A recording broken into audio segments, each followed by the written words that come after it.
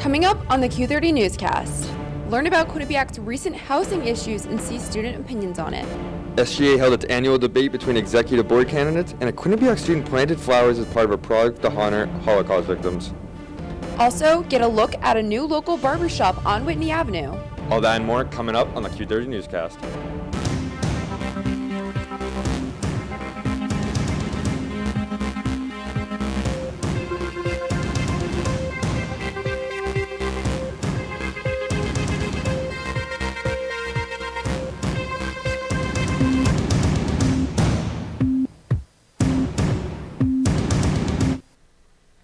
Good evening and welcome to tonight's edition of the Q30 Newscast. My name is Sydney Weimer. And I'm Brandon Murdoch, and we've got you covered with all the news in the local area this past week, so let's get into it. Housing selection season has just finished, and it's been anything but a smooth process, especially for rising sophomores. There's been new changes that have affected sophomores' housing. Q30's Andrew Reynolds has a story. Last week, rising sophomore students received an email less than a week before they would select their housing for next year that the university will be switching back to pre-COVID measures, which would allow 7 students per suite here at the Village. The reaction? Outrage. It was a bit of a shock. I mean, it put a lot of stress on a lot of first-year students, having to find that 7th person just to go to the Village. It feels like they took the issue that they had and gave it to the students to kind of figure out for themselves, with just not enough notice at all.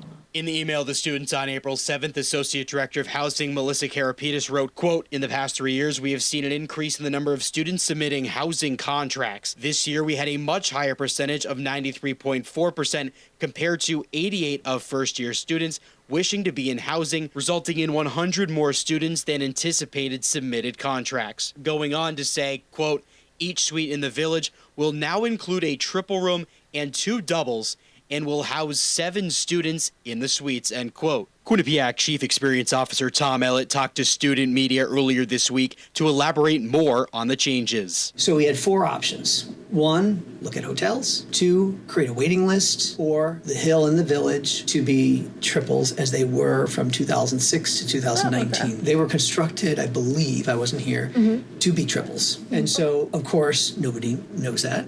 So they think, oh my God, how could it be a triple? While the Village is going back to its original pre-COVID configuration, students who plan to have 6 in their suite were given just 7 days to reconfigure their housing to participate in housing selection on April 14th. The decision was not just made by the Quinnipiac administration. Student leaders from the first-year class and student government president JPD Donano gave input on the matter and believe this was the best decision. I hope they know that there was a lot of discussion on the topic, and it wasn't just a knee-jerk reaction. And something else that I've heard is that the school's known about this for a long time, which isn't actually the case. It did kind of sneak up, but given that this was the situation, I think the school did everything they could to make sure that it was addressed properly. After all the miscommunication and confusion, both students and administration hope there is a better system in place next time if this is to happen again. From the Village, Andrew Reynolds, Q30 News. In a surprising turn of events, rapper Eneli Chapa has canceled his upcoming performance at Quinnipiac University's annual Wake the Giant concert. According to an email from Campus Life, the cancellation is due to extreme dehydration and exhaustion.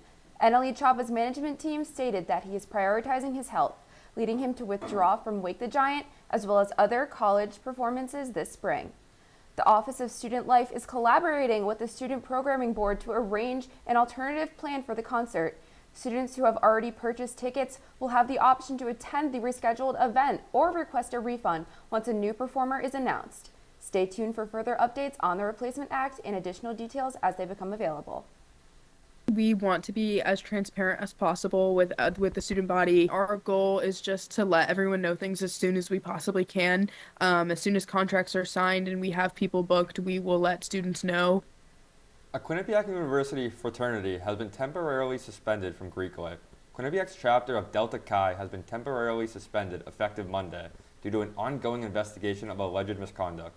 The suspension came after rumors of potential hazing coming from the fraternity. The rumors around the suspension were sparked during Greek Week, when the fraternity did not appear for their lip-sync battle when they were paired with Gamma Pi Beta. Delta Chi joined Quinnipiac in the fall of 2021 as part of the university's effort to expand Greek life on campus. Quinnipiac's Vice President of Public Relations, John Morgan, said in a statement to Q30, the university has placed a fraternity on interim suspension while investigations of allegations of misconduct.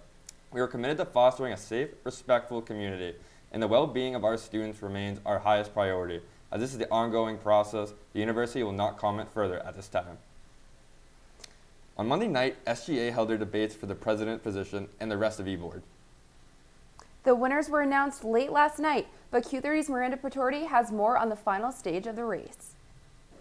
On Tuesday, the Student Government Association held their spring elections to solidify leadership for next school year. Election results were released by SGA via Instagram Tuesday night, citing that 1,031 votes were cast in the election. Prior to, the SGA held a debate on Monday for its executive board races. There were 2 uncontested positions, the first being the Vice President for Student Experience. Tara Smith ran on a platform that had inclusivity of all kinds at its forefront. What inclusivity means to me is creating an environment where a broad mixture of groups are able to come together and thrive without fear or discomfort of being themselves. If I'm elected as Vice President for Student Experience, I promise to strive to create that safe environment because an inclusive campus is a better QU. Thank you. The Vice President for Public Relations race was between Molly Ann O'Malley and Tom Tahini. O'Malley secured the victory with 619 of the votes. For her, this position has been a long time coming. I live 20 minutes away, and Quinnipiac University has always been my first choice school. Being where I am today, being up on this podium is something that I never thought I would ever be able to do, and I am frankly proud of myself. The Vice President for Operations race was between Colin Fanning and Eliza DeWitt, with DeWitt taking the race with 480 votes. She plans to be a, quote, student leader for student leaders. As well as fairly allocating all of our budgets to every single student organization and really hearing them all out and letting them know that we're here for them as students, for students, by students. SGA's Vice President was selected from Juliana Mazzella and Bree Bukovich, and Mazzella captured the position with 549 votes. She aims to make SGA more approachable overall. We need to emphasize that we are students, we are people, we have a sense of humor, we love to have fun, and we also need to do that with how we are connecting with students and grabbing their feedback. Zachary O'Connell ran unopposed for SGA president and detailed why getting this role was important to him. I feel like there's more strides we can make as SGA to do that effectively, whether that be through strategic outreach to students, tabling, things like that are a little more engaging, or whether it be through talking to administration and ensuring we have transparency through the channels. The new SGA Executive Board has big plans and students are eagerly awaiting the changes. Reporting from outside the SGA suite for Q30 News, Miranda Patorti. With the end of the year coming up, the university has officially opened bulk ordering for meal points. On Saturday, April 12th, the university sent out an email announcing bulk ordering was officially open. Students will be allowed to order proteins, desserts, snacks, drinks, and more using meal points. The university offers this as a way to help out students who have not gone through their meal plan by the end of the year so they can still put their points to use and do not go wasted. In order to do so, students should review, complete, and submit the form 4 days prior to their pickup date. The last day to place an order is Friday, May 2nd at noon.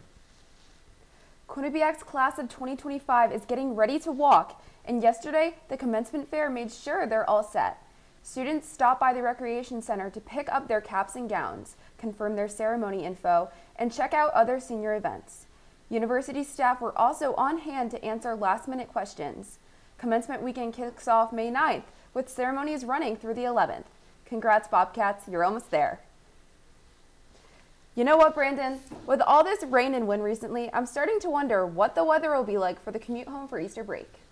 Yeah, Sydney, with all the bad weather lately, it would be nice for some sunshine around on the drive home. Emily Katz has the weather for the next 3 days. Thanks, Brandon and Sydney. Well, Brandon, you might be in luck because Hamden is going to see some warmer temperatures start to pop up these next few days.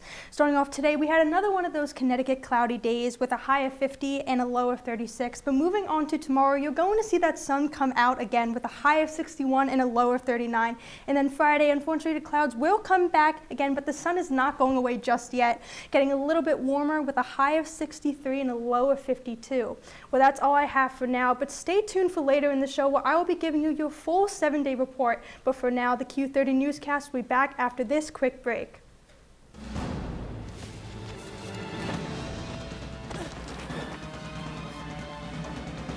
Even the mighty might not see it coming.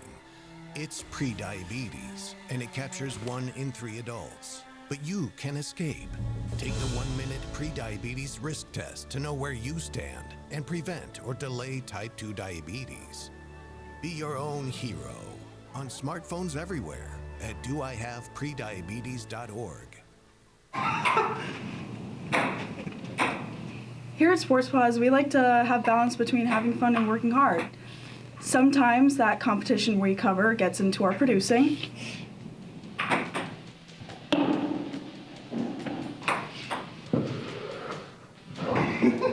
Tune in every Monday night at 9:30 at Q30TV.com/watch for all the news, highlights, and more. This is Sports Pause. My name's Stacy, I'm 57, and I was adopted in 2020. One teen can come in and make you look at life in a whole different way. You know, he's my father, so I look up to him a lot. If I can be 10% of the man he is, I'll be a happy person for sure.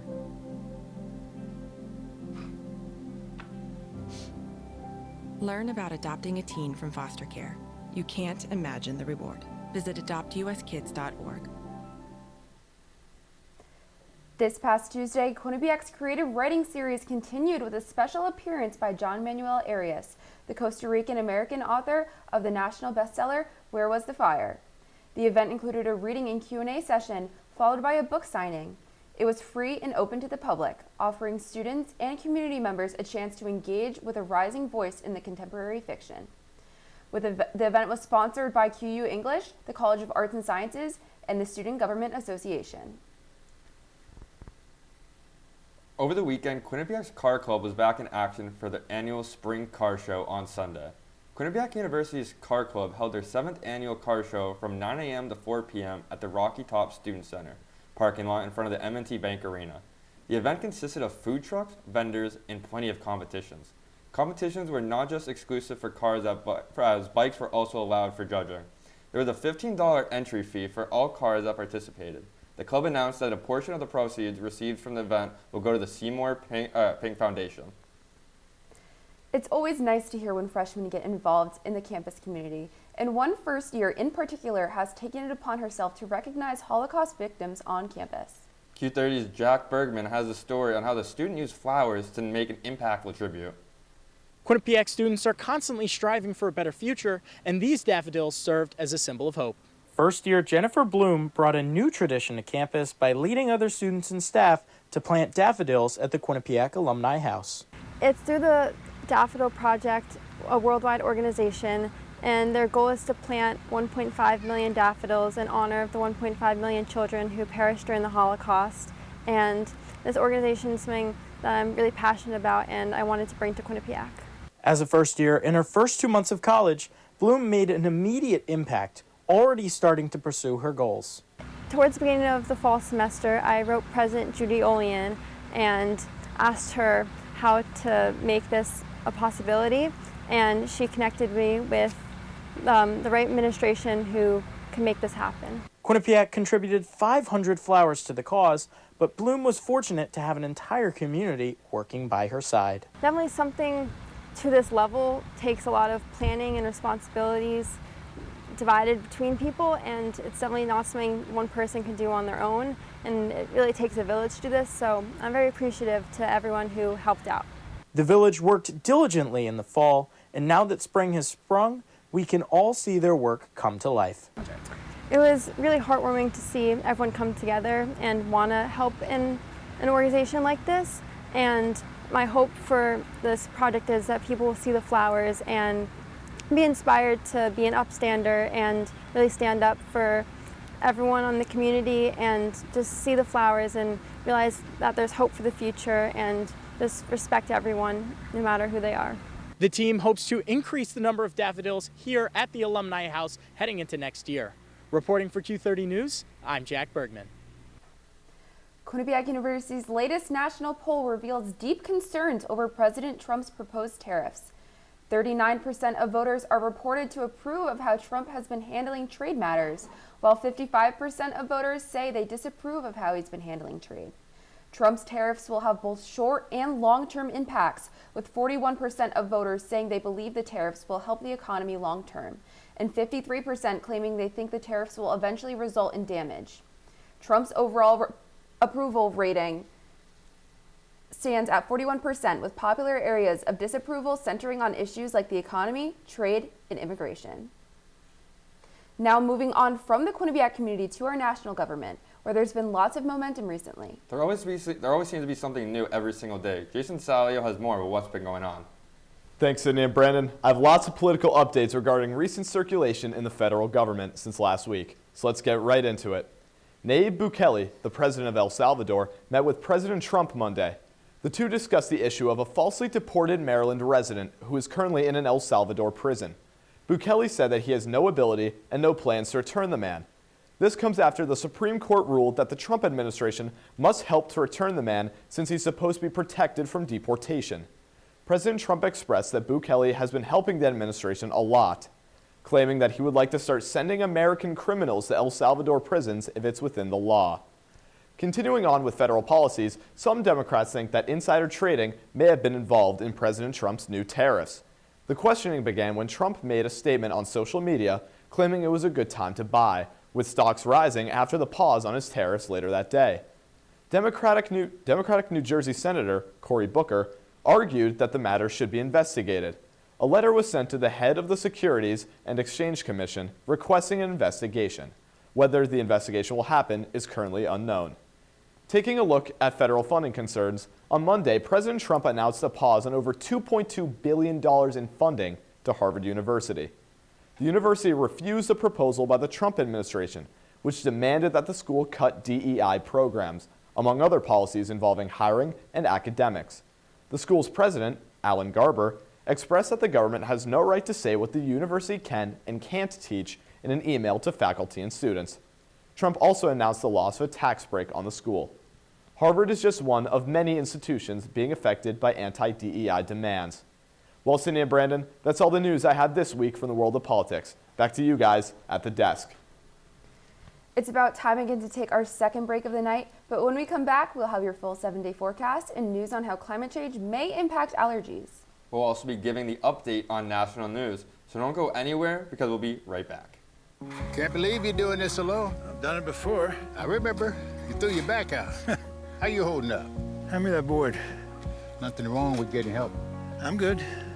I did it when Felicia left. I'll figure it out.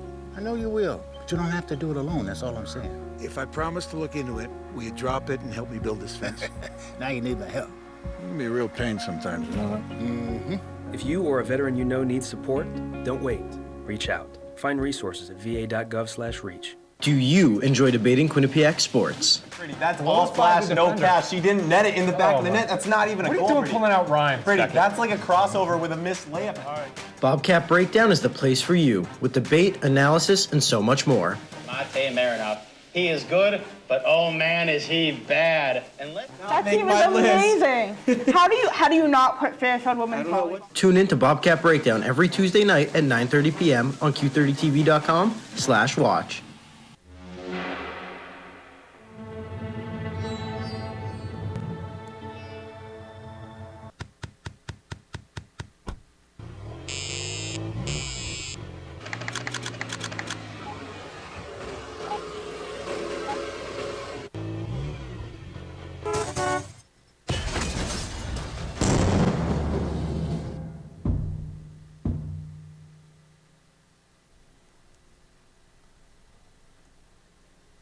Welcome back to the Q30 Newscast. My name is Sydney Meemer. And I'm Brandon Murdoch. Brandon, I'm so eager to know if things will finally be consistent and if the weather will be warming up over the next week. Same here, Sydney. It's been a cold and rainy April so far, so it wouldn't hurt if it finally started to feel like spring around here. Luckily, Emily Cass is back to give us the weather for the next 7 days. Thanks, Brandon and Sydney. I'm happy to say that it looks like this uncomfortable weather is really coming to a close end. Today we had that cloudy day with highs of 50s and low of 36, but if you give it some time, tomorrow, Thursday to Friday, we're going to see those 60s really come back out, with the sun coming back out as well, really starting to feel that warmth once again. With that one outlier on Saturday, we're going to see a high of 75 and a low of 60. A beautiful day to look out for this weekend. And then another outlier on Tuesday, we're going to see a high of 65 and 49, but some light showers. Moving over to the map of Connecticut, as you see, there are no clouds within this map. So you're going to see that warmth really start to come out with some, once again, between the 50s and 60s of that nice weather. And so, well, that is all I have for your 7-day report. Now back to Sydney and Brandon at the desk. You know what, with all this weather talk, I don't know about you, Brandon, but this time of year is always rough for me. My allergies have been killing me. Between all the sneezing and my car having a constant yellow film on it, the pollen levels seem to be crazy this year. Same. With all the rapid weather change and what seems to be supercharged pollen, my allergies have been a huge problem. I need to be done with the amount of sneezing I've been doing by the time I get home, or my family's going to think I'm coming down with something. Well, studies have shown that pollen levels are rapidly increasing year to year due to the rising temperatures caused by global warming, resulting in longer spring seasons. Allergies have been getting so severe around the world that there is even a new coined term called thunderstorm asthma, which occurs when common spring stormy conditions cause the proteins in pollen to break up and spread the excess pollen throughout the air, making it harder to breathe. While we wait and see for the allergy issue to get better, let's see what's been going on nationally. Sounds like a plan to me, Brandon. Thankfully, we have Evangeline Crosley in studio with this week's national news update. Evangeline? Thanks, guys. There's lots to cover from around the nation. We start in New York, where 6 people, including 3 children, are dead after a tourism helicopter fell from the sky and crashed into the Hudson River. It happened last Thursday. The flight took off from downtown Skyport on the lower side of Manhattan at 2:59 p.m. It remained in the sky for about 15 minutes, touring the sights of New York. Then, around 3:15 p.m., according to a witness, the helicopter began falling apart midair. The tail came off as it flipped over and began falling to the ground. Inside the plane were an American pilot and a Spanish family with children aged 4, 5, and 11. New York Helicopter, the company who operated the flight, has been ordered to pause all operations until the investigation is complete. Moving slightly south, a judge denied bail to the man accused of setting fire to Pennsylvania Governor Josh Shapiro's home. 38-year-old Cody Balmer is accused of breaking into the governor's mansion early Sunday morning and setting a fire using a Molotov cocktail fashioned from gasoline and beer bottles, according to PA State Police. Balmer handed himself into police and admitted to, quote, harboring hatred against the governor. He also said had he encountered Shapiro, he planned to attack him with a hammer. The governor, his wife, their 4 children, and 2 dogs evacuated the state-owned home in Pennsylvania's capital of Harrisburg. No injuries were reported from the incident. Balmer's preliminary hearing is scheduled for April 23rd. Finally, looking to the stars, Jeff Bezos' aerospace company, Blue Origin, sent a crew of 6 women to the Kármán line Monday. This was the first space tourism flight the company sent up to 62 miles above the Earth's surface, what is known as the edge of the atmosphere. Singer Katy Perry and CBS journalist Gayle King were among those on board. The trip, which costed each attendee $11 million, lasted 10 minutes. The mission has received quite a bit of backlash from people online. Model Emily Ratajkowski posted a video saying, quote, look at the state of the world and think about how many resources went into putting these women into space, and for what, end quote. That's all this week for national news. Sydney, Brandon, what do you guys think about Blue Origin's flight this week?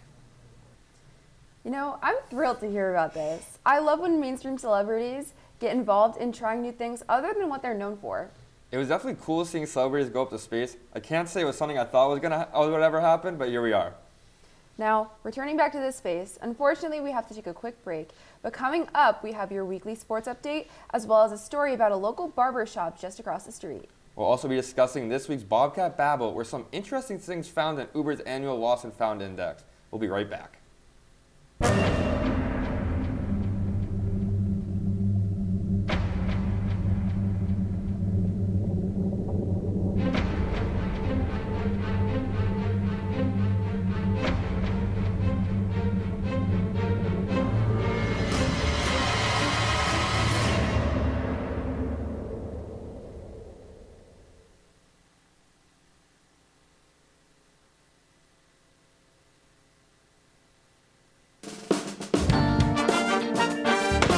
I'm not gambling!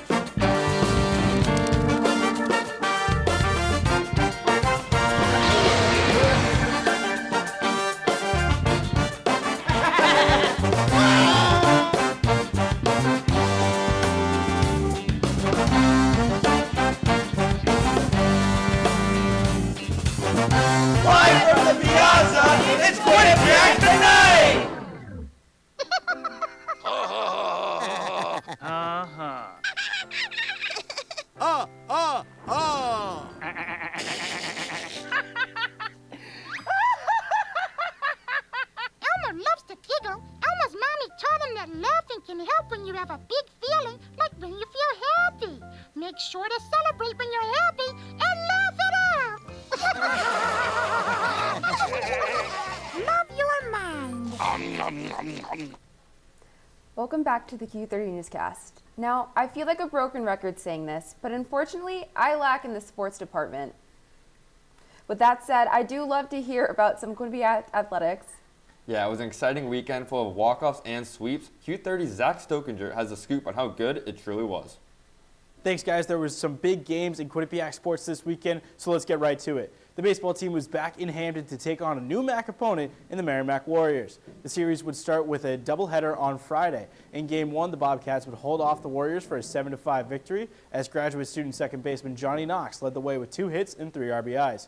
Game 2 would see the Bobcats win 5-4 and graduate student third baseman Sebastian Mueller picked up 3 hits with an RBI, while shortstop Alex Irizarry would seal the deal by hitting a double that would send the Bobcats to the victory. In Game 3, the Bobcats would go for the sweep, and they would succeed as sophomore first baseman Kyle Garbowski would collect 3 hits and an RBI, while junior pitcher Andrew Rubio would pick up the win after pitching 3 1/3 innings of shutout baseball. The Bobcats will next play in in-state rival Central Connecticut State on Friday in New Britain. Switching diamonds, the Quinnipiac softball team was also in action this weekend, taking on Mount St. Mary's. The Bobcats would take Game 1 3-2 in 9 innings. Senior pitcher Cindy Horan pitched a complete game with 2 runs given up, and junior catcher Kennedy DeMont scored all the Bobcats' runs with a home run and 3 RBIs. On Sunday, the Bobcats would continue the series with a doubleheader. In both games, the Bobcats would pick up 4-3 victories with a series sweep. Horan would pitch in the doubleheader and pick up a complete game victory in each of the games. In Game 2, Natalie Apatiga and Madison Waltzke would both pick up RBIs. Game 3 saw DeMont step up again in the series as she got 3 RBIs off 2 doubles. Shifting to the lacrosse field, the women's lacrosse team was on the road to take on the Niagara Purple Eagles in Niagara Falls. The Bobcats would take a narrow 3-12 victory. Mia Delmond led the Bobcats with 3 goals on the day, while her sister Ella Grace Delmond led the team in points with 2 goals of her own and adding 2 assists on the day. The win on Saturday was the team's 3rd straight victory. The last 2 games of MAC play for the Bobcats are coming up, are Ryder and Canisius. That's all the time I have today. Sydney and Brendan, back to you guys at the desk. Now, Sydney, sports excitement. But you know what else excites me? Haircuts. And I heard there's a new place in Hampton to get one. I can totally relate, Brandon. I do love the fresh feeling of cutting some loose split ends. Q30's Andrew Allison has more on a local spot you too can get a nice haircut. DJ's Barbershop right here in Hampton on Whitney Ave gives students a convenient spot to go get their haircut. The shop opened about a year ago, and it sees a lot of student customers. And I moved home from Florida, where I had a shop for 20 years, so stuff. But I do get a good amount of the sports athletes and the regular academic kids. Why be a barber? Well, DJ says he enjoys the flexibility it gives him. And why be a barber? Well, I like being a barber for one reason, and the biggest reason is I can go anywhere in the world and cut hair. I can go with my scissor, my comb, and I can always feed myself. DJ finds that his favorite part of the job is to be able to sit inside all day and meet people from all different walks of life, having fun learning about their stories. If not a story, they just have a unique way of life, and I just like learning about every single different person. Students I talked to gave their opinions on DJ and the shop. And the haircuts are great, low-key better than my barber at home. Hope he doesn't see this. He shared some super cool stories with me about his time in Florida, his time here, and all over the world, really, and it's just super cool to hear about. People's smiles as they walk out the door are one of the things that inspires DJ to pick up the scissors and comb. It's nice to see people leave with a smile. On top of meeting people, it's nice to see people happy when they leave. They come in sometimes a little rough, and they leave always happy. So it is an inspiration that my artwork is walking around all the time outside, and it's just nice. It really is. It's a good feeling. Because he grew up in Hampton, DJ mentioned how much the area has changed. It's growing, you know. There's been a lot of growth here, and I think Quinnipiac is a big part of that. As that grows, the businesses grow, so everything is just really nourishing. It just seems like it's just getting bigger and bigger. DJ is available 5 days a week to give students a haircut and conversation. Reporting from Whitney Ave for Q30 News, I'm Andrew Allison. You know, despite of DJ's barbershop being walking distance, there are some people who prefer to avoid walking next to the busy road and choose to Uber around town. When you take an Uber, you never know what can be in there, or in this case, what's been left, as Uber's 2025 Lost and Found Index has reported on some pretty interesting items being left behind. Some of those items include a live turtle, divorce papers, and believe it or not, a pair of mattresses. While these items are certainly unique, the most common items left behind are phones, keys, and wallets. The city with the record for the most items left behind also may not come as a surprise, is New York. Now that's definitely a pretty unique list to forget, but something I will never forget is Q30 television. Over the past few years, I've learned a lot about myself. They do say college is a time of growth and self-discovery, but being the quiet and soft-spoken freshman I was in 2022, I truly never thought I would have found such a passion for an organization that would require me to interview strangers with microphones and cameras on a weekly basis. I like to credit my introduction to joining Q30's news department to my best friend and current news director, Julia Barcello. Julia and I have been an inseparable duo since the beginning, and through seeing her passion for journalism and the reporting she would do for Q30, she influenced me to attend a rundown meeting one random Sunday mid-freshman year. Now, this was 2.5 years ago, and one rundown meeting turned into 2 years of producing and now a senior goodbye speech. But before I sign off as my last time on desk, I would like to share my gratefulness to the organization. I am so beyond thankful for the amazing people I've had the opportunity to meet and work with over the past few years. I've met so many supportive, hardworking individuals through this organization that, while I may have had classes with, I can't say I would have had the opportunity to have grown close with if I wasn't involved in student media. Second, I would like to extend my gratitude to the skills that I have developed through my reporting work for the Q30 Newscast. Like I mentioned earlier, making my voice heard and expressing myself was always something I struggled with prior to college, and the news department pushing me out of my comfort zone truly helped me break a barrier I never knew was possible. I will forever be grateful for the organization and what it has shown me, and I will cherish the many memories and opportunities I've been given. I came into Quinnipiac wanting to be strictly a sports reporter, and for 3 years that's pretty much all I was. I debuted for the Q30 Newscast this year, and this has been my 3rd show, and I've absolutely loved it. It has opened my eyes to the fact there is more out there than just sports that people care about. I wanted to say a big thank you to Julia Barcello, Evangeline Crossley, and Andrew Allison, as well as the rest of the producers of the show, for getting me out of my comfort zone and trying something new. I've never really been someone to step out of what's comfortable to try something new, so thank you to them for allowing me to do that. And for those out there listening, doing something new shouldn't be scary, but it should be embraced. You're not always going to get to start off with exactly what you want when you start a profession, and you may need to work on other things. This department has given me a chance to see what those other things are. So I just want to say a big thank you for allowing a sports guy into the news world. And with that, it's time to sign off for one final time for the Q30 Newscast. Thank you to all the producers and everyone working hard behind the scenes. Make sure to follow us on X at Q30 News and keep up with our website at Q30TV.com. For Sydney Weimer, I'm Brandon Murdoch. Have a great night, Bobcats.